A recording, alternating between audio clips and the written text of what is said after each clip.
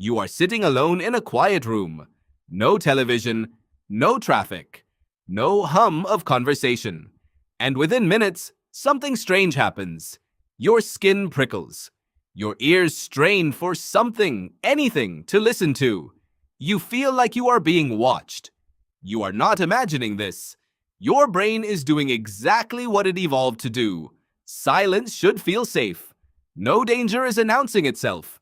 Nothing is rustling in the grass. So why does quiet so often feel like the opposite of safety? Why does a library at midnight feel more unsettling than a crowded street? The answer is not psychological. It is ancient. For most of human history, sound was survival. Your ancestors did not live in silence. They lived inside a constant low buzz of information. Insects chirping, birds calling, wind moving through leaves. This background noise was not clutter. It was a kind of ambient safety report, playing on a loop, telling the brain that nothing dangerous was close enough to disturb it. When that noise disappeared, it meant something had disturbed it. A predator moving through the brush, a rival group approaching, something large enough and close enough to silence an entire landscape. Silence was never neutral. Silence was a warning. The behavioral ecologist Daniel Blumstein has spent decades studying what he calls the landscape of fear, the invisible map of danger that animals build from sound. In Blumstein's research, prey animals do not wait to see a predator before reacting. They react the moment the ambient soundscape changes. A sudden hush across a field is enough to send a herd into alert, long before any threat is visible. Your ancestors were no different. A drop in birdsong was not a peaceful pause. It was data. And the humans who paid attention to that data outlived the ones who did not. This is why your body still tenses in a silent room today. You are not overreacting. You are running software that is hundreds of thousands of years old, in an environment it was never designed for. Have you ever noticed how a completely silent house feels louder than a noisy one? Your brain is not built to process the absence of sound. It is built to search for sound. In true silence, your auditory system does not relax. It amplifies. It turns up its own internal gain, hunting for the faintest signal, because in the ancestral world, silence this complete almost never happened naturally. Something was usually humming, buzzing, or breathing nearby. When there is truly nothing to hear, the brain treats that absence itself as suspicious. There is a stranger layer to this story, one most people have never heard of. In 1998, a researcher at Coventry University named Vic Tandy was working late in a laboratory when he began to feel a creeping sense of dread. He felt watched, uneasy, cold, for no clear reason. Tandy eventually traced the feeling not to anything supernatural, but to a fan generating a low-frequency hum just below the range of conscious human hearing. This is called infrasound. Tandy's research suggested that certain low, inaudible frequencies can trigger feelings of unease and fear in humans, even when a person consciously perceives total silence. In other words, some of what you label as silence may not be silent at all. Your ears may be picking up frequencies your conscious mind cannot name, while your nervous system reacts anyway. You feel the fear before you understand the cause. That is not a flaw. That is exactly how your threat detection system was designed to work. The neuroscientist Joseph LeDoux mapped this process directly to a structure deep in your brain called the amygdala.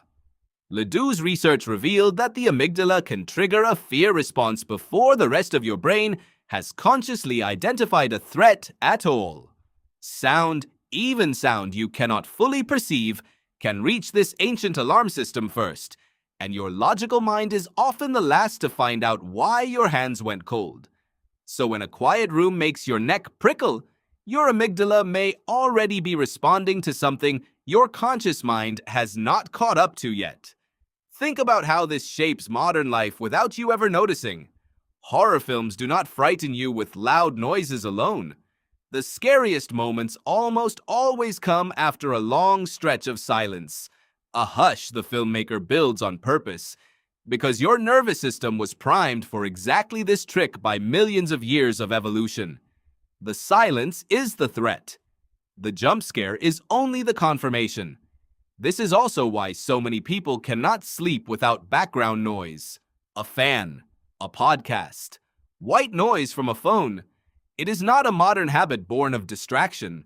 It is an old survival instinct asking to be fed. Give the brain something ambient to monitor, and it can finally stop treating the emptiness as a threat.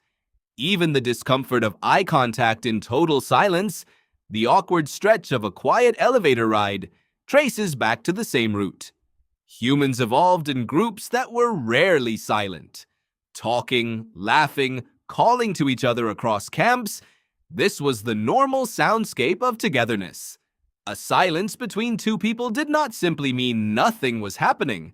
It could mean something had gone wrong.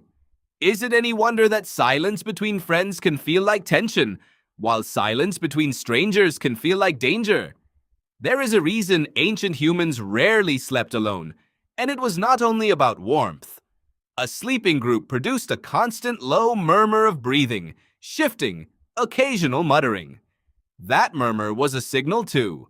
It told the sleeping brain that the group was intact, undisturbed, unthreatened. Silence breaking that murmur, a sudden gap in the breathing pattern of the camp, could mean someone had gone missing. Or worse, that something had taken them without a sound. Researchers studying vigilance behavior in early human communities have noted a pattern similar to what Blumstein observed in animals.